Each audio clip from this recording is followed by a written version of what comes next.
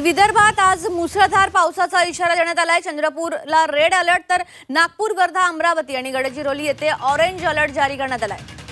नागपुरात पहाटेपासूनच पावसाचा जोर वाढलाय। बंगालच्या उपसागरात निर्माण झालेल्या कमी दाबाच्या पट्ट्यांमुळे विदर्भात आज दमदार पावसाची शक्यता आहे।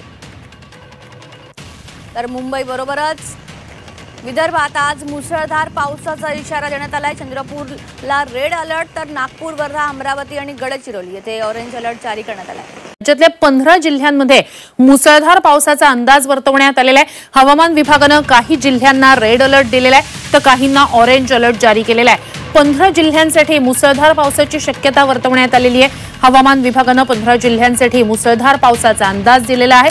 काही जिल्ह्यांना रेड अलर्ट आहे, काही जिल्ह्यांना ऑरेंज अलर्ट वर्तवण्यात आलेला आहे। त्यामुळे राज्यात सर्वदूर आता मुसळधार पावसाची शक्यता आहे। अर्थात त्या ठिकाणच्या यंत्रणा ज्या आहेत ते अलर्ट मोडवर आहेत। हवामान विभागाकडून काही जिल्ह्यांना रेड अलर्ट जारी करण्यात आलेला आहे।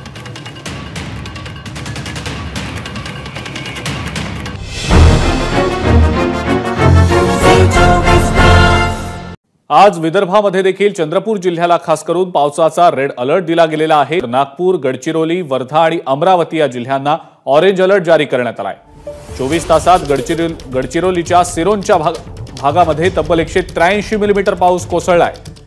सिरोंचामध्ये ढगफुटी सदृश पाऊस झाल्याने नदी नाल्यांना पूर आलेला होता।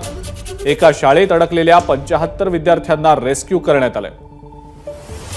चंद्रपूरला आज रेड अलर्ट आहे तर नागपूर, वर्धा, गडचिरोली, अमरावती या जिल्ह्यांना ऑरेंज अलर्ट जारी करण्यात आलेला आहे।